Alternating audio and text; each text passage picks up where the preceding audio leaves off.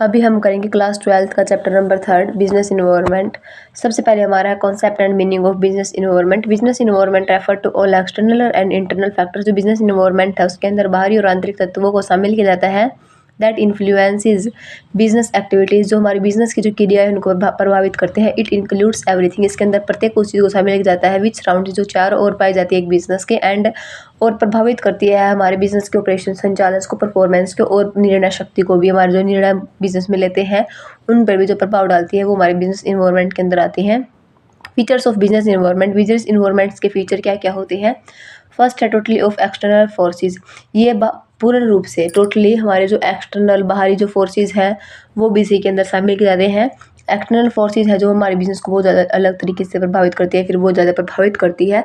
जो external factors होते हैं उन पर बिजनेस का कोई भी कंट्रोल नहीं हो सकता। उसके बाद हमारा स्पेसिफिक एंड जनरल फोर्स। कुछ विशेष और सामान्य जो बल है वो भी उसके अंदर फर्स्ट है। जो विशेष है उसके अंदर हमारे कस्टमर्स, कंपटीटर्स, सप्लायर और जनरल फोर्सेस है।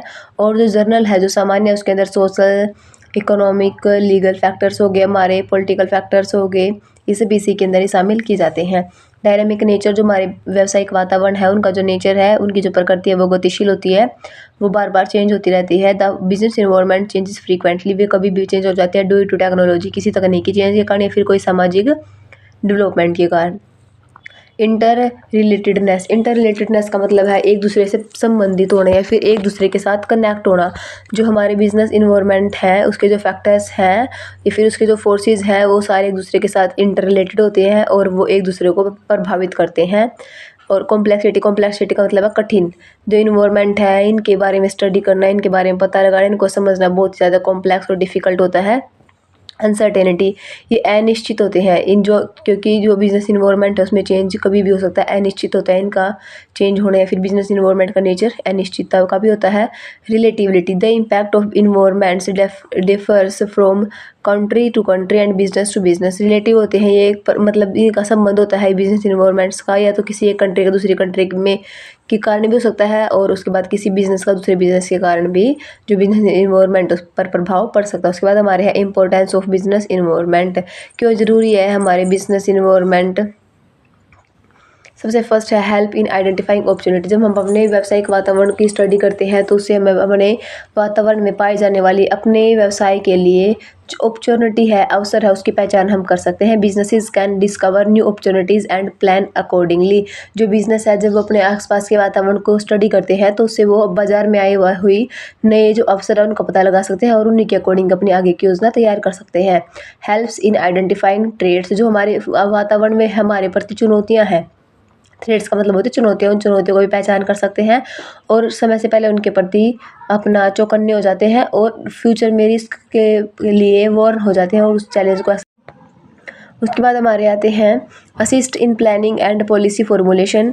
जो हमारा जब हम बिजनेस की इन्वायरमेंट की स्टडी करते हैं तो इससे हम अपनी जो प्लानिंग है और जो नीति है उनको भी बाहरी वातावरण के अकॉर्डिंग ही सेट कर सकते हैं। Improves performance.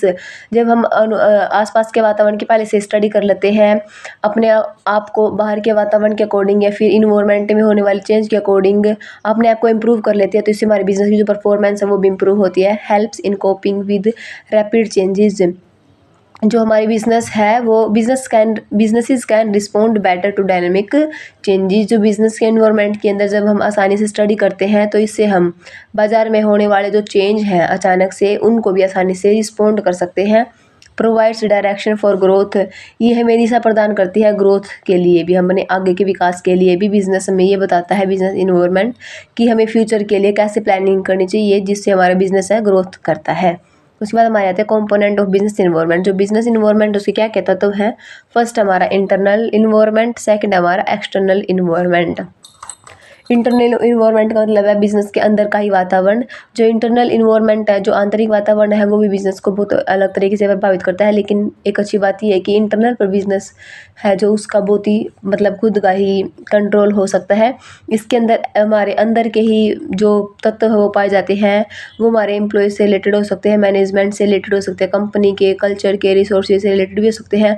और इंटरनल इन्वायरमेंट के अंदर हमारे ये उसके बाद हमारा सेकंड है एक्सटर्नल इन्वायरमेंट। एक्सटर्नल इन्वायरमेंट के अंदर हमारे बाहर के जो तत्व है उनको शामिल किया जाता है जो हमारे बिजनेस को प्रभावित करते हैं। जो हमारे एक्सटर्नल इन्वायरमेंट है उसके अंदर उसको दो भागों में डिवाइड किया गया है, माइक्रो और मैक्रो। जो माइक्रो इन्वायरमेंट है वो इन्वायरमेंट है हर प्रकार के बिजनेस को अलग अलग प्रकार से प्रभावित करता है, इसका हर बिजनेस पर सेम प्रभाव नहीं होता। इसके अंदर हमारे आते हैं customers, competitors, suppliers, intermediaries and public. जो माइक्रो इन्वायरमेंट के तत्व होते हैं इनका बिजनेस के साथ थोड़ा नज़दीकी का संबंध होता है मैक्रो की अपेक्षा में। मैक्रो इन्वायरमेंट के अंदर हमारे ऐसे तत्व आते हैं जिनका प्रभाव हर प्रकार के बिजनेस पर पड़ता है। इसके अंदर हमारे आगे economic factors, social factor, political, legal and technology factors. जो हमारे इंटरनल फैक्टर इन्वायरमेंट थे, इंटरनल इन्वायरमेंट के अंदर हमारे बिजनेस की पॉलिसी, नीतियाँ, रूल रेगुलेशंस, हम कैसा प्रोडक्ट तैयार कर रहे हैं, हम कैसे नीतियों को यूज़ कर रहे हैं, ये सारी की सारी चीज़ें हमारी इंटरनल इन्वायरमेंट के अंदर ही आती है। इन पर अगर फर्म चाहे तो कंट्रोल कर सकता है। उसके बाद हमारी आती है टाइप ऑफ बिजनेस इन्वायरमेंट। ये हमने पहले पढ़ लिया, इंटरनल और एक्सटर्नल दो प्रकार का हमारा बिजनेस होता है, और जो हमारा एक्सटर्नल है उसको दो भागों में बांटा गया है, माइक्रो और मैक्रो। उसके बाद हमारे आते हैं dimensions of business environment. Dimensions of business environment का मतलब है हमारे जो बिजनेस है या जो हमारा बिजनेस इन्वायरमेंट है उसके क्या क्या आयाम है।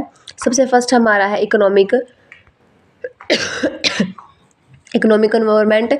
इकोनॉमिक इन्वायरमेंट के अंदर हमारा फर्स्ट है हमारा इकोनॉमिक इन्वायरमेंट का मतलब हो गया हमारा आर्थिक वातावरण। आर्थिक वातावरण के अंदर हमारा आ गया इन्फ्लेशन, मुद्रास्फीति, इंटरेस्ट रेट का बढ़ना या घटना, इनकम लेवल का बढ़ना या घटना, ये हमारे बिजनेस के का जो इकोनॉमिक फील्ड है उसको प्रभावित करते हैं। सोशल इन्वायरमेंट के अंदर आ गया हमारे इंक्लूड सोशल वैल्यू, सामाजिक जो नैतिक मूल्य है, हमारी जो परंपराएं हैं, लिटरेसी लेवल है और जो लाइफस्टाइल है, ये हमारा सोशल इन्वायरमेंट के अंदर आता है। पॉलिटिकल इन्वायरमेंट के अंदर हमारे आते हैं गवर्नमेंट की पॉलिसीज़ कैसी है हमारे बिजनेस के प्रति, पॉलिटिकल स्टेबिलिटी कैसी है, और आइडियोलॉजी। जो हमारा सबसे फर्स्ट है गवर्नमेंट की पॉलिसी। गवर्नमेंट की पॉलिसी का भी हमारे बिजनेस पर बहुत अलग प्रभाव पड़ता है। अगर हमारे बिजनेस की जो पॉलिसीज़ है वो हमारे फर्म की अगर गवर्नमेंट की पॉलिसी हमारे फर्म के अकॉर्डिंग है तो हमारे हित में होगी, हमारे लिए अवसर होगा, अदरवाइज हमारे लिए चुनौती बन जाती है।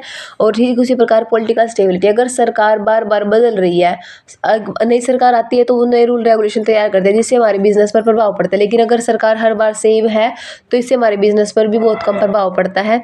लीगल इन्वायरमेंट का मतलब है कानूनी रूप से, जैसे कोई लॉ हो गया, रेगुलेशंस हो गए, कोई लीगल फ्रेमवर्क है, ये बिजनेस के को बहुत अलग तरीके से प्रभावित करते हैं।